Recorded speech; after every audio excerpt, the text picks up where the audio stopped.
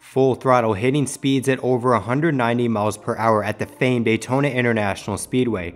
For this Cloud9 scenario comes a storming reality, one that was illustrated during the 2020 Daytona 500.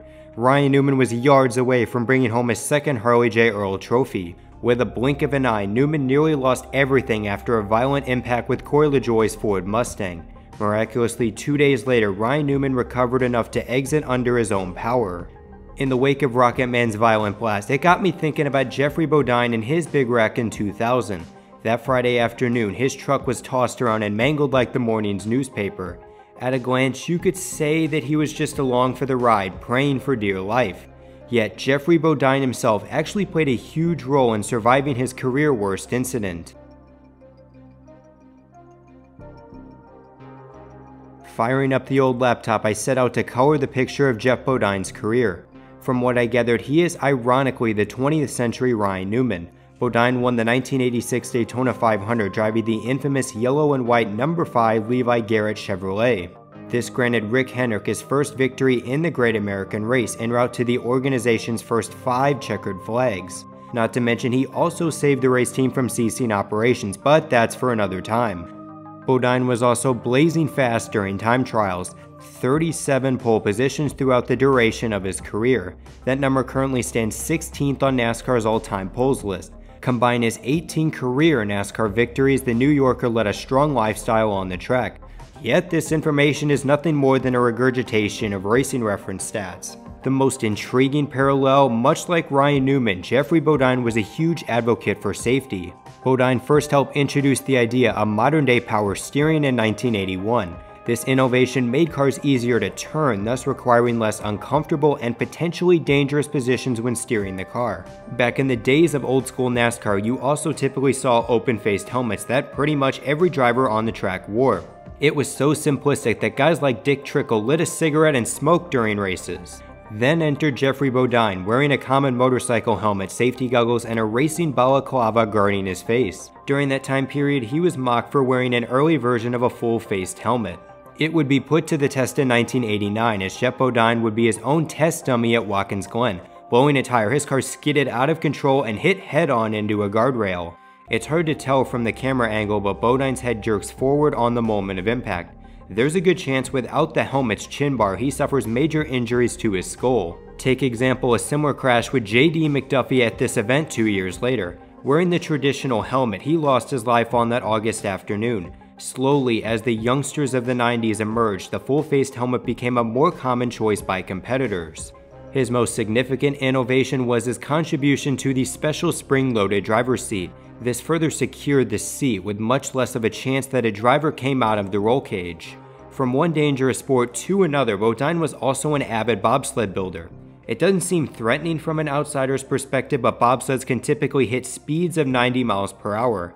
A head-on collision can certainly kill you, which was what happened to 2 twin bobsledders in 2016. With his interest in both sports, both of them heavily dependent on safety, he had a strong idea of what was needed to safeguard from disaster. Nonetheless, his NASCAR innovations hadn't yet faced their most pivotal test, which would lead to the inaugural Daytona 250.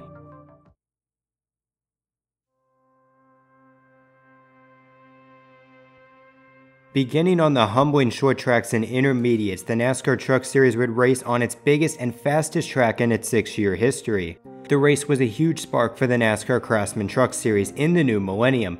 Thousands of spectators jam-packed the aluminum grandstands, longing to see something they'd never seen before. One other side note, restrictor plates were not utilized for the Truck Series. Compared to the 200 plus mph the Cup and Xfinity cars went, trucks didn't have the power to warrant a plate. Geoff Bodine, meanwhile, was already having a rough speed weeks.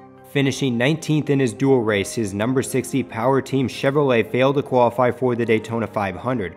Rather than loading up the motor coach and heading to Rockingham, he would hit the track as a competitor 24 hours later. Bodine would team up with veteran truck owner Billy Ballou. With the heart and soul of NASCAR, the end goal was to, of course, win the race. History would also be made with this checkered flag, especially as the first truck driver and owner to win at Daytona. Rolling off from the 19th starting position, Geoff Bodine showcased his veteran mentality from the drop of the green flag. Avoiding 2 big wrecks in the first half, Bodine was placed solidly in the top 10. Then on lap 57 of 100, the eye-popping trucks of Kurt Busch and Rob Morgan made contact on the front stretch. What would ensue was one of NASCAR's ugliest wrecks in the 21st century. In front of them, don't know what's going on there. Whoa! Oh, look out! We got trouble. This is gonna hurt. Uh-oh. Oh my.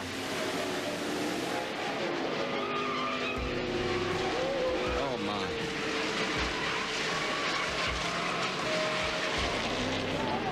Geoff Bodine was collected in the mayhem and bolted over a 4-foot concrete wall into a 9-foot catch fence.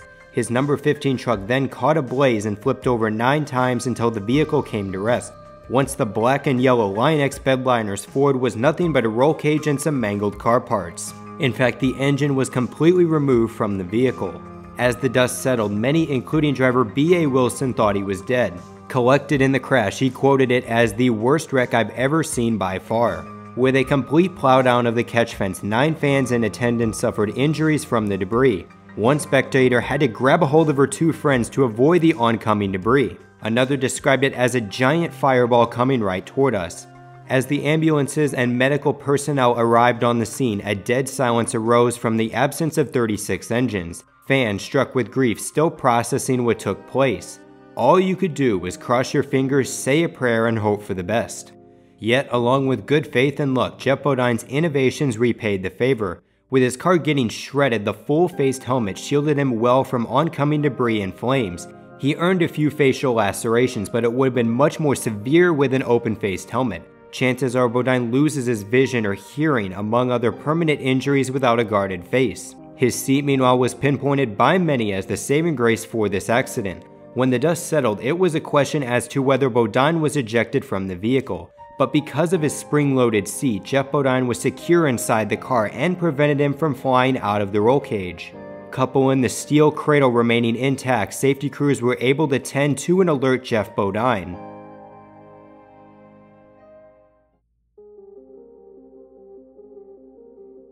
From what was labeled by many a gift from God, Geoff Bodine survived the crash. After getting transported to the Halifax Medical Center, it was reported he was in stable condition. The injuries sustained were a broken wrist, ankle, and vertebrae, and a concussion. Considering his flirtation with death, these were minor bumps and bruises. His big wreck ultimately sidelined him for the first 10 weeks of the NASCAR Cup Series season. A combination of Rich Bickle, Ted Musgrave, and Dick Trickle took over before his return at Richmond. Bodine would race 12 more races before he and Joe Bezzi parted ways. Considering his dramatic regression entering the 50s, it was no surprise Bodine couldn't go back to his winning ways. The wreck just hampered things even more, as Bodine would never race for a NASCAR championship again. Albeit a significant sentimental moment came during the 2004 Daytona 250. Driving Steve Prescott's own 03 Chevrolet, Bodine scored a 10th place finish. At the very place where Jeffrey was carted off the track, a small victory was hoisted, concluding that 100-lap battle. After a near 2-hour delay to repair the catch fence, the 2000 Daytona 250 was completed. Pulling up the box score at a glance, it was what most NASCAR fans wanted in a race. Competition amongst the lead pack, which led to a series record 31 lead changes. The race completed with Mike Wallace launching ahead of Andy Houston on the final lap. This race would certainly be celebrated had Jeffrey Bodine's wreck never taken place. Finally, no immediate changes were thrown about following the incident. NASCAR and Daytona simply toyed with the idea of reducing horsepower and strengthening the catch fence. Instead, Geoff Bodine's wreck for NASCAR pretty much began the dark ages in terms of driver safety. Kenny Irwin, Adam Petty, and Dale Sr. lost their lives due to crashes. It wasn't until the Intimidator's fatality where NASCAR got stricter and stronger with its safety policies. One of the changes was NASCAR's mandation of the Hans device and Bodine's full-faced helmet. By the end of 2003, every driver on the track made the switch. From my extensive research on this topic, Jeffrey Bodine definitely deserves at least a consideration for the Hall of Fame.